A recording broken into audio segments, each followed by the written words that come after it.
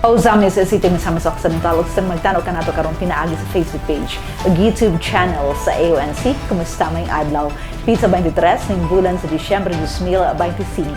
Para sa pinakaulahing balitang asenso, this is Ozamis Today.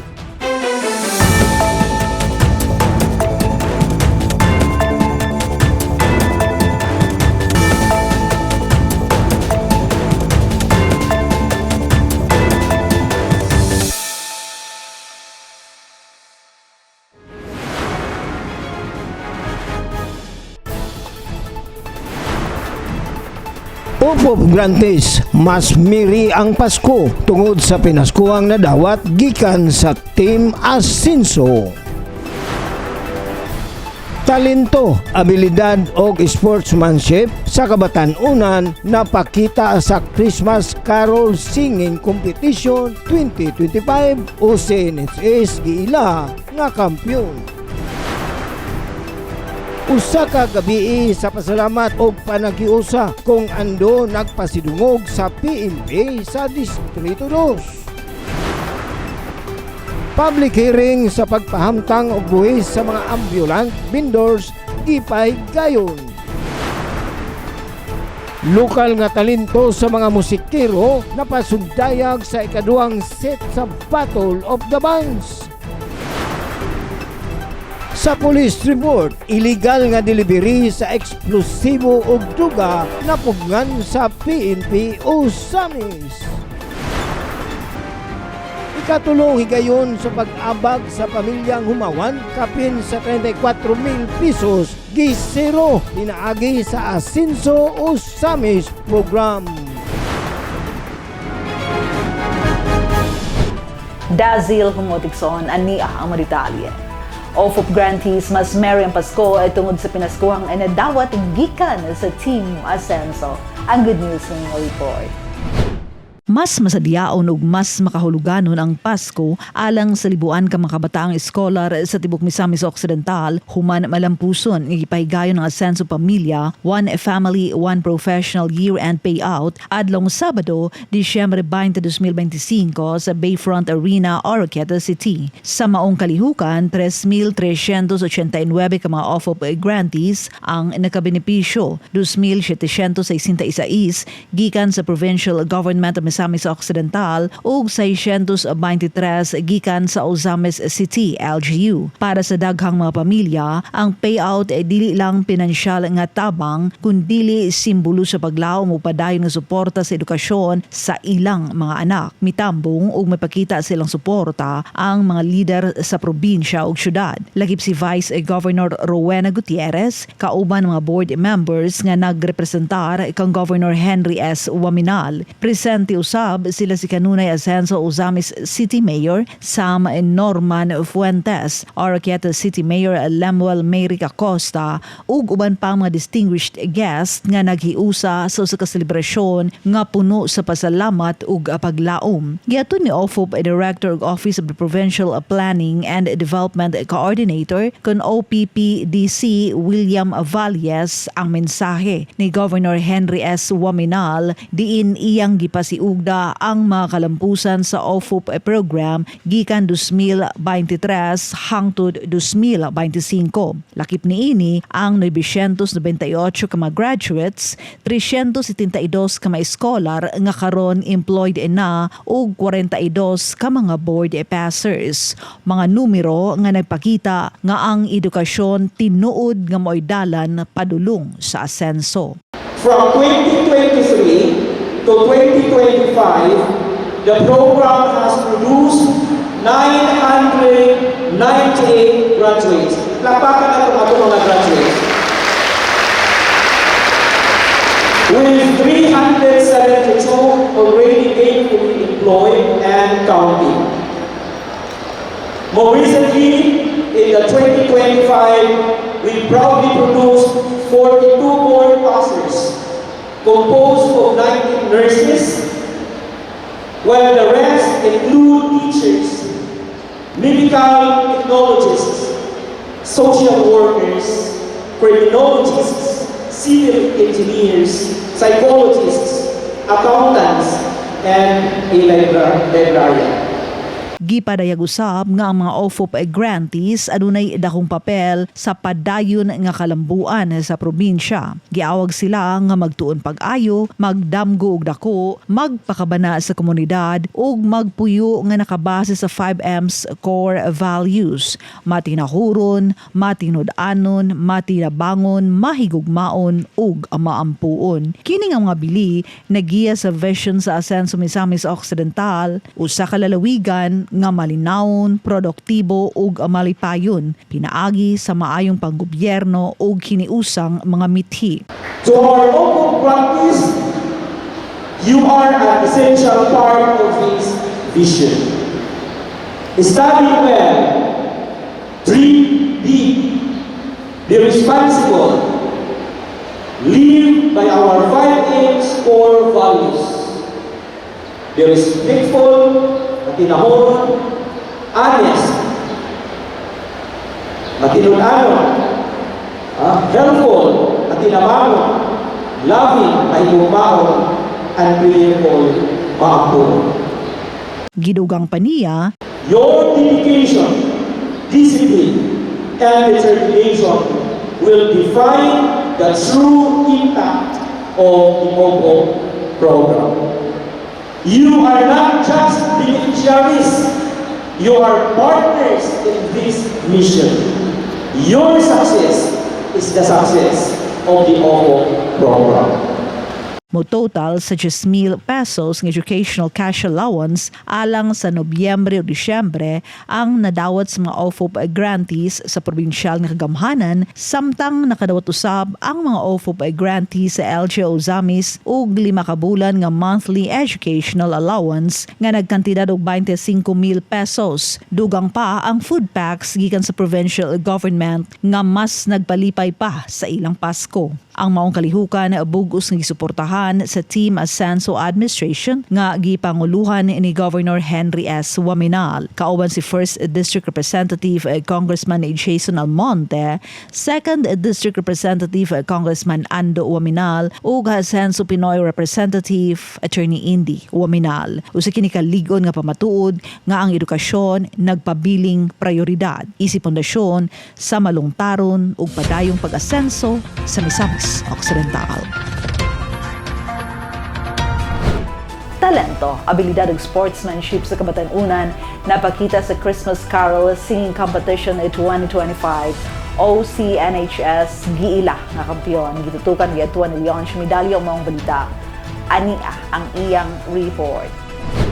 Sa pagpasundayag o pagpausbaw sa talento ug abilidad sa pagkanta sa mga kabatan-onang estudyante gikan sa nakalanlaing tulungaan sa dakbayan, migula nga kampiyon ang Usami City National High School sa Christmas Carol Singing Competition 2025 atol sa Grand Finals nga gipagayon adlong Sabado, Disyembre 20 ning tuiga sa Asenso Usamis Wellness Park, Amphitheater. Ang maong kalihukan usa ka talagsaong pagpauswag sa abilidad sa pagkanta sa mga kabatan-onang estudyante din gikan sa 13 ka contingents nga misalmot niadtong Disyembre 17 o 18. Napili ang unom nga naglakip sa Jigo Tuastumban Integrated School, Jose Limon National High School, Marcelino Series Integrated School, Usami City School of Arts and Trades, Labinay National High School o Usami City National High School nga misabak sa Grand Finals.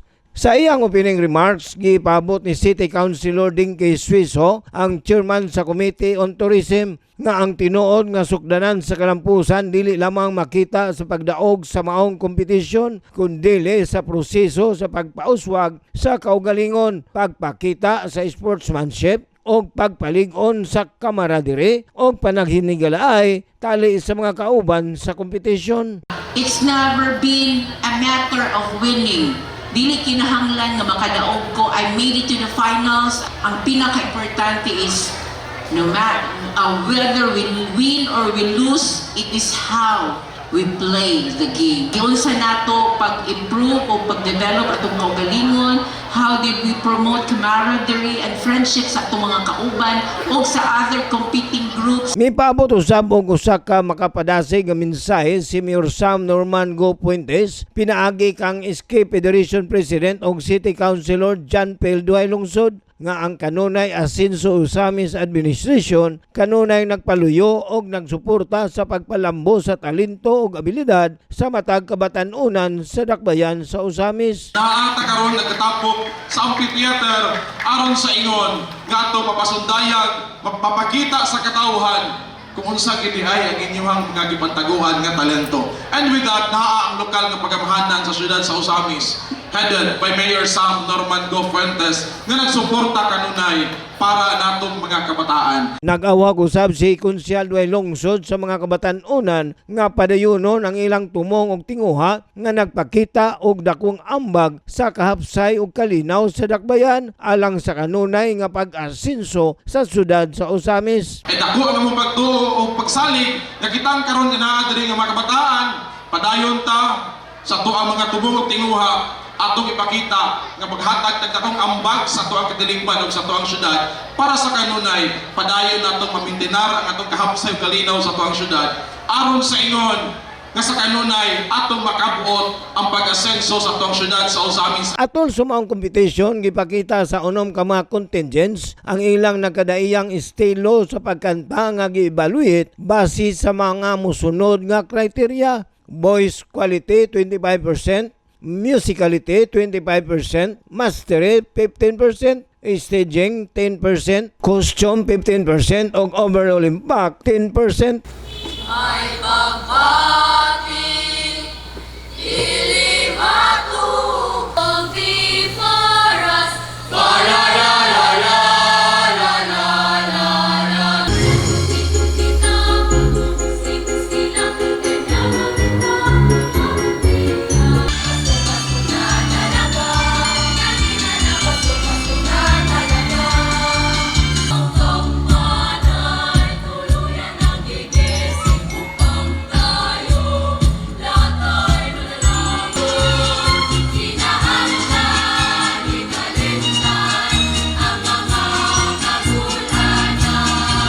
Human sa mainiton nga kompetisyon gideklarar nga champion og based in costume ang Usamis City National High School nga nakadaog og kinatibuk ang premyo nga 55,000 pesos, samtang ang second place nakuha sa Usamis City School of Arts and Trades nga nakadawat og 30,000 pesos ug ang third place naangkon sa Marcelino Sirijes Integrated School nga nag-uli og premyo nga 20,000 pesos, samtang ang tanang wala makadaog nga contingents adunay 10,000 pesos matag usa. Isip pagila sa ilang partisipasyon o dedikasyon sa kalampusan sa maong kalihukan. Ang Christmas Carol Singing Competition 2025 nagpasundayag dili lamang sa dakong talento o dedikasyon nga gipakita sa mga kabatanunan, kundi ang matag contingents nakahatag usab og inspirasyon pinaagi sa ilang maabilidad nga pagkanta, pagkahiusa og maayong sportsmanship.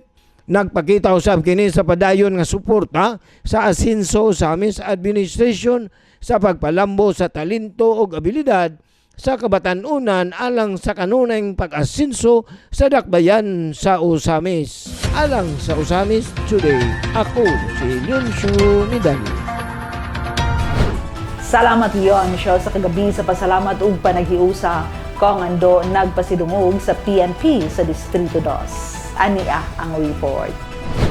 Wala lamang mamahimong ordinaryong Christmas gathering kundi usa ka gabi sa tinuod nga pasalamat ug panaghiusa alang sa mga bayani nga nagbantay sa kalinaw ug kahusay sa Misamis Occidental, ang mga kalalakinan ug kababayen-an sa Philippine National Police kun PNP. Along Miyerkules, Disyembre 17, 2025, napuno sa kahayag, katawa ug kainit sa panaghiusa ang Usamis City Gym sa diyang personal gipanguluhan ni 2nd District Representative Congressman Sancho Fernando Ando F. Waminal ang 4th Congressman's Christmas Fellowship Dinner alang sa tanang PNP personnel sa distrito. Uban ang suporta ni Governor Henry S. Waminal, Asenso Pinoy Representative Attorney Indy Waminal ug host City Mayor Attorney Sam Norman Fuentes, ang kalihukan na himong usa ka tinaaw nga pagpasidungog sa sakripisyo ug dedikasyon sa kapulisan. Personal nga nakig salo-salo, nakig-istorya ug nakig-selebrar si Kung Ando isip usa ka lig-on nga higala nga naghatag suporta og importansya sa bili sa PNP personnel. Iyang gipakita nga ang tinuod nga serbisyo nagsugod sa pagpakabana ug pagpasalamat.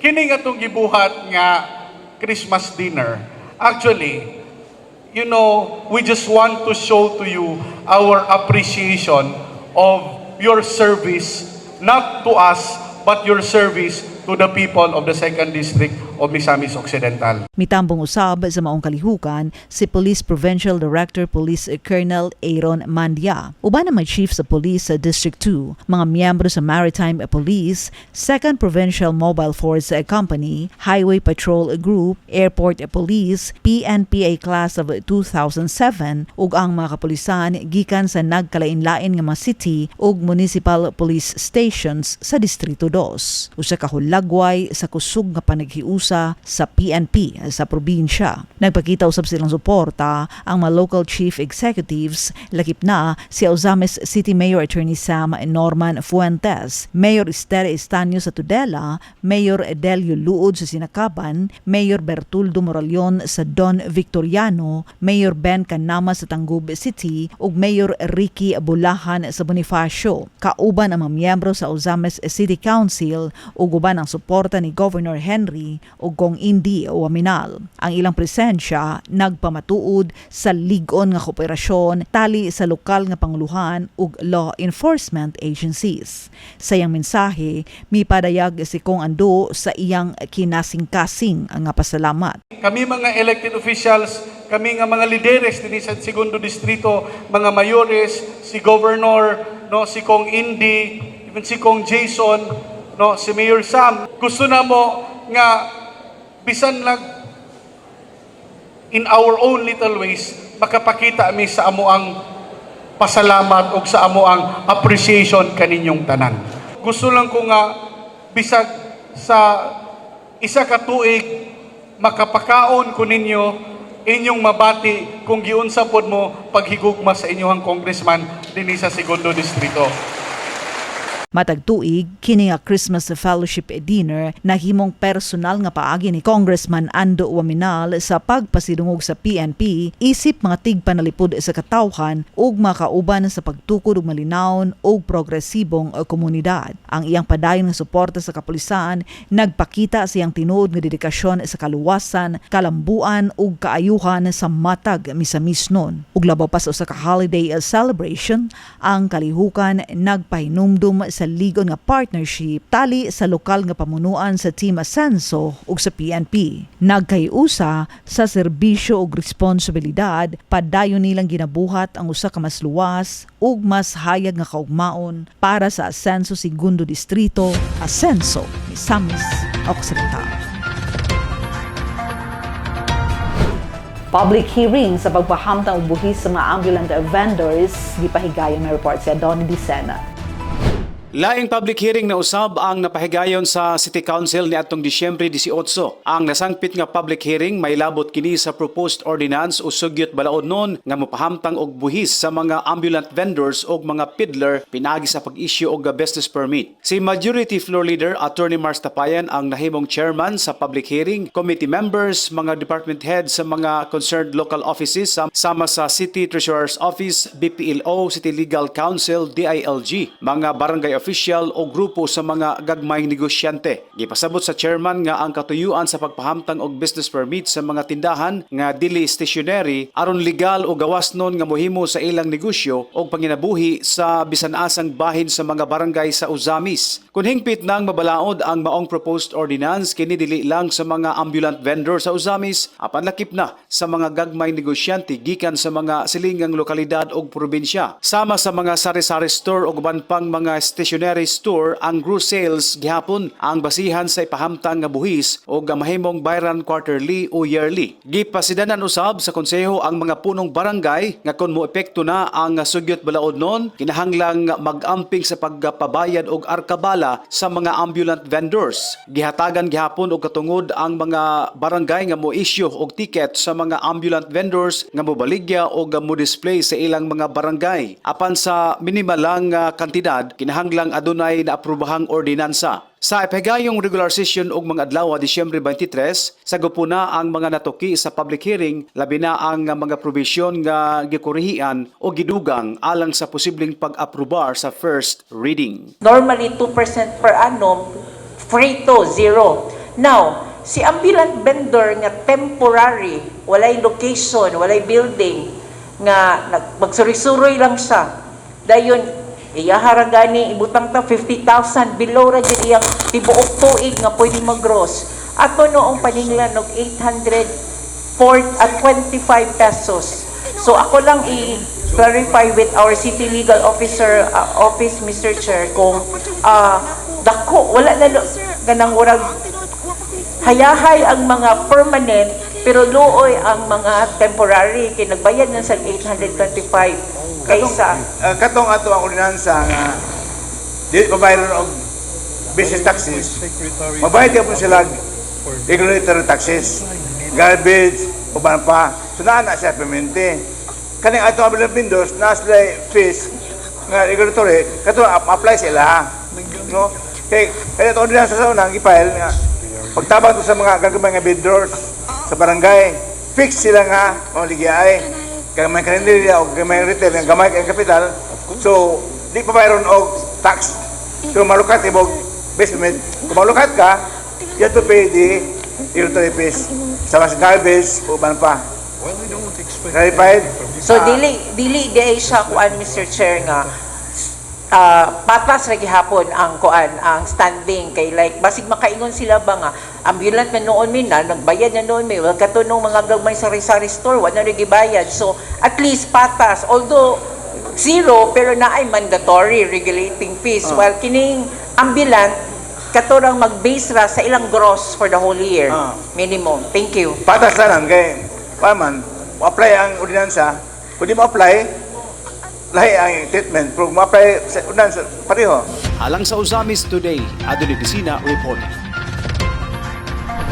Salamat doon, lokal nga talento sa mga musikero nagpasundayag sa ikalawang set sa Battle of the Bands. May balik ka lang sa report si Leon Schmidalio.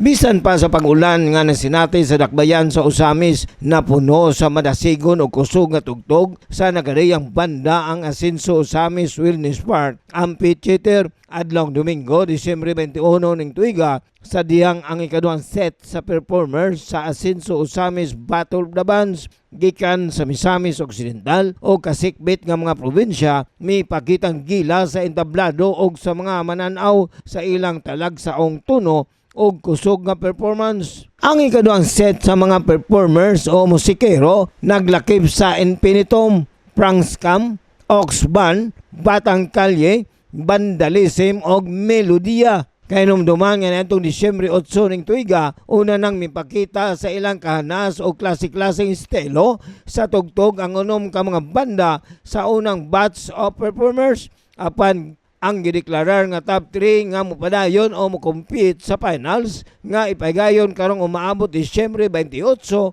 mao ang Playground, Neon Anthem o Coffee Break. Sumala pa ni SK Federation President o City Councilor John Pel Duay Lungsod sa iyang opening remarks. Ang maong kalihukan gihimo sa kanunay Asenso Usamis Administration ubo sa pagpanguna ni Mayor Sam Norman G. Fuentes aron mas mapalambo og masuportahan ang talento sa mga lokal nga musikero ug banda. Himo sa lokal nga paghahanan sa syudad sa Usamis kani nga kasulugan para sa ingon nga masuportahan ang lokal nga mga talento sa tanan nga mga ingon ani nga mga kalihukan, ang mga kabataan, mga hamtong, kundi aron sa ingon nga hinay madala diri sa entablado paingon unya puhon kaasa sila paingon nga mapasundayag ang ilahang mga talento. Ang maong kompetisyon gidjudge sa respetado nga mga eksperto sa musika sa Manila Alex Manggubat, bantugang lead guitarist, music instructor,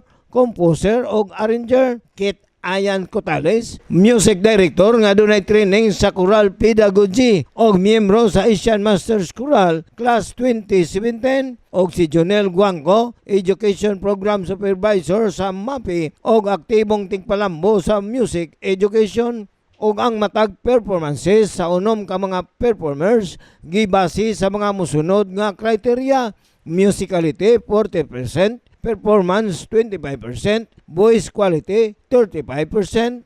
Sa mensahe ni Mayor Sam nga gipaabot pinaagi ni Chairman sa Committee on Tourism City Councilor Dinky Suiso, iyang ipaabot nga ang musika walay utlanan og bukas kini alang sa tanan tungod kay kini usa ka paagi sa pag-amuma og pagpalambo sa talento sa lokal nga mga musikero. Music doesn't have really knows no boundaries. Everybody is welcome because this is how we nurture our talents and promote our local nga mga talents nga naakaraming. Because this is how we treasure, we value, we promote and support our local talents because we believe na panan dapat atong suportaran. Sa katapusan, ang gideklarar nga top 3 mao ang Batang Kalye, Melodía ug Vandalism. Og nini na kompleto na ang unom ka mga banda nga mokumpit sa finals nga ipagayon karong maabot Disyembre 28 ning tuiga, diin ang kampiyon mamahimong makadaog og 40,000 pesos plus trophy. Samtang ang first runner-up adunay 30,000 pesos plus trophy ug ang second runner-up adunay 20,000 pesos plus trophy. Ang asenso sa Miss Battle of the Bands usa lamang sa mga kalihukan nga gipanikamutan o gipaninguha sa asenso sa Miss Administration aron maipakita ang dakong kahanas, talagsaong abilidad o kusog nga performance sa mga lokal nga musikero ug banda o aron mas mapalambo gayud ang ilang talento sa pagtugtog og musika. Alang sa Usamis Today, ako si Yunsho Midali.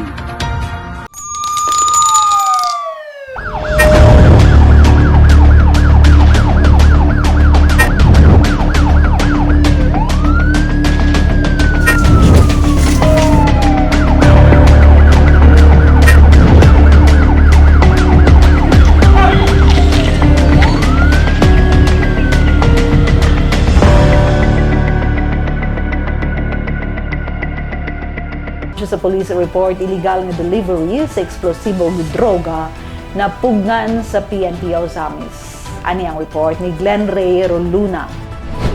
Malampuzon nga napugnan sa PNP Ozamis ang usa ka gituohang illegal nga delivery operation human sa paspas o giniusang aksyon sa kapulisan nga misangpod sa pagka-aresto sa gituohang sender o pagka-recover sa tulo ka mga hand grenade o gituohang shabu sa barangay Banyadero ning siyudad sa Ozamis. Sumala sa reports sa kapulisan tungod sa timely intelligence information nga naggiya sa ilang tukmang operasyon, pinaagi nini dali nila nga na-intercept ang illegal nga mga butang ug nasikop dayon ang suspetsado. Ang na-recover nga mga eksplosibo ug illegal nga droga ang gitan-aw nga dakong hulga sa kaluwasan sa publiko ug gilayon kining gisiguro isip ebidensya alang sa hustong disposisyon. At tubangon sa suspect ang mga kasong paglapas sa RA 9516 kun illegal possession of explosives ug RA 9165 kun comprehensive dangerous drugs Act of 2002. Andam na kining ibasaka batok sa nasangpit na suspetsado. Gidayig ni Police Lieutenant Colonel Harvey Serrano Abellano sa Hipis Kapulisan sa Uzamis ang mga operating units tungod silang professionalismo o kahandurawan o mingon nga ang kalampusan sa mga operasyon nagapakita sa ligon nga paningkamot sa kapulisan sa pagpanalipod sa mga Ozamis Donsa. Gihangyo sab sa Ozamis City Police Station ang publiko nga magapabilin nga magbinangtayon og dayong ipahibalo sa mga otoridad ang bisan unsang mga kadudahang kalihukan. Tungod kay ang kooperasyon sa komunidad, dako kayo ang mamahimong tabang alang sa pagmaintenar sa kalinog kahusay sa syudad. Alang sa Ozamis Today, kini si Glenn Ray Roluna.